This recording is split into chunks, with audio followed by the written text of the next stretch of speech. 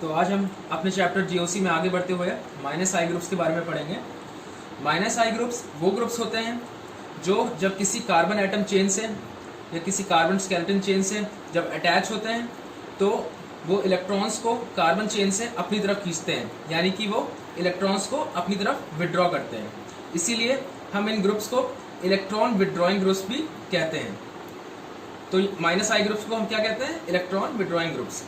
अब समझने वाली बात यह है कि अगर किसी ग्रुप को कार्बन से इलेक्ट्रॉन को विड्रॉ करना है तो उसको कार्बन के कंपैरिजन में ज़्यादा इलेक्ट्रोनेगेटिव होना पड़ेगा।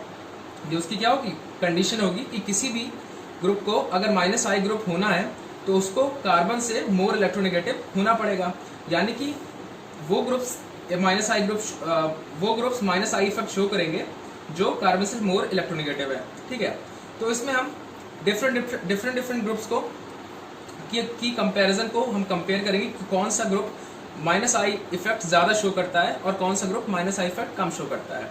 ठीक है, तो इसमें हम सबसे पहले पढ़ते हैं कि अगर हम पीरियोडिक टेबल के हैलोजन ग्रुप्स को देखें जो कि 17th होता है हमारा, जैसे कि फ्लोरीन, क्लोरीन, ब्रोमीन, आयोडीन और एस्टेटीन। ठीक है ना, तो अब हमें पता है, हमने पीरियोडिक में पढ़ रखा है क्या कि जैसे जैसे हम पीरियोडिक टेबल में डाउन द ग्रुप जाते हैं, जैसे जैसे हम पीरियोडिक टेबल में डाउन द ग्रुप जाते हैं वैसे वैसे क्या होता है? एटम का साइज इंक्रीज होता है, एटम का रेडियस क्या होता है? इंक्रीज होता है। तो जैसे जैसे एटम का रेडियस इंक्रीज होगा उसकी इलेक्ट्रोनेगेटिविटी क्या होगी? डिक्रीज करेगी। जैसे जैसे हम डाउन द ग्रुप जाएंगे वैसे वैसे एटम्स की इलेक्ट्रोनेगेटिविटी डिक्रीज करेगी। तो इससे हम आते हैं पहले कंपैरिजन पे, वो क्या है? फ्लोरीन, क्लोरीन, ब्रोमीन और आयोडीन। अब इस ग्रुप में सबसे ज्यादा इलेक्ट्रोनेगेटिव एटम कौन सा है? फ्लोरीन, फिर क्लोरीन, फिर ब्रोमीन, फिर आयोडीन, फिर एसिटीन।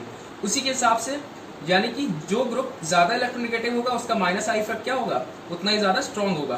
तो यहाँ इस ग्रुप में सबसे ज्यादा स्ट्रॉन्ग माइनस आई इफेक्ट कौन सा है? फ्लोरीन का, उसके बाद क्लोरीन का, उसके बाद ब्रोमीन का, उसके बाद आयोडीन का। एसिटीन का कहीं पर यूज नहीं होता तो हम एसिटीन को हम छोड़ सकते हैं। ठीक है, तो ये हमारा फर्स्ट कंपैरिजन हो गया। हम दूसरे कंपैरिजन पे आते हैं, OH और SH। अब इसमें देखने वाली बात यह है कि हमारे पास कौन कौन से एलिमेंट्स हैं? O और S। अब O और S आते हैं हमारे 16 ग्रुप में। O से स्टाइल से टीपो, ठीक है, ओल्ड, ऑक्सीजन, सल्फर, सिलीनियम। तो जैसे जैसे हम डाउन द ग्रुप आएंगे वैसे वैसे क्या होगी? साइज बढ़ेगी और इलेक्ट्रोनेगेटिविटी क्या हो जाएगी? डिक्रीज हो जाएगी। तो अगर हम ऑक्सीजन और सल्फर में कंपेयर करें, क्योंकि ऑक्सीजन सल्फर के ऊपर आ रहा है यानी कि ऑक्सीजन छोटा है सल्फर से, यानी कि ऑक्सीजन की जो इलेक्ट्रोनेगेटिविटी है वो क्या है? कम है। अब क्योंकि ऑक्सीजन की इलेक्ट्रोनेगेटिविटी सल्फर के कंपैरिजन में कम है तो ऑक्सीजन की माइनस आई शो करने की कैपेबिलिटी सल्फर के मुकाबले क्या होगी? ज़्यादा होगी। यानी कि OH की SH के कंपैरिजन में माइनस आई इफेक्ट शो करने की कैपेबिलिटी क्या होगी? ज़्यादा होगी। इसलिए OH जो है वो SH के कंपैरिजन में क्या है? Strong minus I effect show करने वाला ग्रुप है। ठीक है, ये हमारा दूसरा कंपैरिजन हो गया। तीसरे पे आते हैं हम। तीसरे में है OCH3 और SCH3। इसमें भी वही सेम चीज़ है क्या कि CH3 दोनों में कॉमन है और O और S में कंपैरिजन है। और अभी हमने पढ़ा क्या कि O S से क्या है? ज़्यादा इलेक्ट्रोनेगेटिव है, यानी कि OCH3 की SCH3 के कंपैरिजन में माइनस आई इफेक्ट शो करने की टेंडेंसी ज़्यादा है, यानी कि OCH3 की ग्रेटर देन SCH3। ठीक है ना। वैसे ही सिमिलरली फोर्थ वाला OPH और SPH। O की ज़्यादा है इलेक्ट्रोनेगेटिविटी S के कंपैरिजन में, यानी कि O की tendency minus I effect show करने की ज़्यादा है। अब आते हैं हम NH2 और PH2। वैसे ही नाइट्रोजन और फास्फोरस हमारे आते हैं 15 ग्रुप में। नाइट्रोजन क्या है? नाइट्रोजन का साइज फास्फोरस के कंपैरिजन में क्या होता है? छोटा होता है, यानी कि नाइट्रोजन क्या है? मोर इलेक्ट्रोनेगेटिव है फास्फोरस के कंपैरिजन में। इसके लिए यानी कि नाइट्रोजन की माइनस आई इफेक्ट शो करने की टेंडेंसी क्या है? फास्फोरस के कंपैरिजन में ज़्यादा है, यानी कि NH2 having greater minus I effect showing tendency than PH2। ये PH कैपिटल है, फिनाइल नहीं है, PH। ठीक है, अब आते हैं सिक्स्थ में। अब सिक्स्थ में देखने वाली बात यह है कि ये CCl3, CBr3, CF3 और CI3। ठीक है, अब इसमें जैसे हमने देखा कि Cl, Br, F और I तीनों ही हाईली इलेक्ट्रोनेगेटिव ग्रुप्स हैं क्योंकि ये हैलोजन फैमिली के हैं। सबसे ज़्यादा इलेक्ट्रोनेगेटिव ग्रुप्स कौन से होते हैं पूरे पीरियोडिक टेबल में? हैलोजन फैमिली के। ठीक है, तो Cl3, Br3, F3 और Ci3, इनमें से अब हमें कंपेयर करना है कि किसकी किसकी माइनस आई इफेक्ट शो करने की टेंडेंसी ज़्यादा होगी। और हमें पता है क्या कि माइनस आई इफेक्ट शो करने की टेंडेंसी पूरी तरीके से किस पर डिपेंड करती है, इलेक्ट्रोनेगेटिविटी ऑफ द एलिमेंट पे। ठीक है, तो अब इसमें से बताइए कि कौन सा ज़्यादा होगा। हमें पता है क्या F की इलेक्ट्रोनेगेटिविटी क्या होती है, सबसे ज़्यादा होती है। तो सबसे ज़्यादा इलेक्ट्रोनेगेटिव इसमें से कौन सा है, CF3, यानी कि सबसे ज़्यादा माइनस आई इफेक्ट शो करने की टेंडेंसी किसकी ज़्यादा होगी, CF3 की। तो ये नंबर 1 हो गया। ठीक है, दूसरे में CF3 के बाद कौन सा आता है, CCl3, यानी कि इसकी क्या होगी, सेकेंड नंबर पे होगी माइनस आई इफेक्ट शो करने की टेंडेंसी। ये नंबर 2 हो गया। ठीक है, थर्ड में Cl के बाद आता है Br, तो ये 3 हो गया और ये 4 हो गया। तो ऐसे ही बेसिकली जो हमारे माइनस आई ग्रुप्स हैं, इसमें हमें बेसिकली कंपेयर करना है क्या कि किसकी, कौन से ग्रुप की माइनस आई इफेक्ट शो करने की टेंडेंसी क्या है, ज़्यादा है। अब आता है सेवेंथ में है हमारा C�BN और CH�BN NH।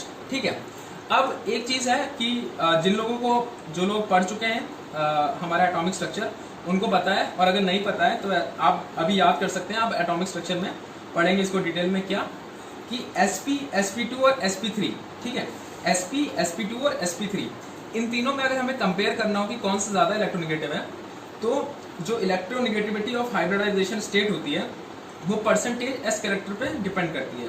क्या कि जिस भी हाइब्रिडाइजेशन स्टेट का परसेंटेज एस कैरेक्टर क्या होगा, ज़्यादा होगा, उसकी हमारी इलेक्ट्रोनेगेटिविटी ज़्यादा होगी। जैसे अगर हम sp की बात करें तो इसमें 50% एस कैरेक्टर है। ठीक है, sp2 की बात करें तो इसमें 33.3% एस कैरेक्टर है, और sp3 की बात करें तो इसमें 25% एस कैरेक्टर है। ठीक है, तो sp में एस कैरेक्टर सबसे ज़्यादा है, यानी कि sp सबसे ज़्यादा इलेक्ट्रोनेगेटिव है। फिर उसके बाद sp2 33.3% और फिर sp3 25%। ठीक है, तो सबसे ज़्यादा इलेक्ट्रोनेगेटिविटी तीनों में से किसकी होती है, sp की, फिर किसकी होती है, sp2 की, फिर किसकी होती है, sp3 की।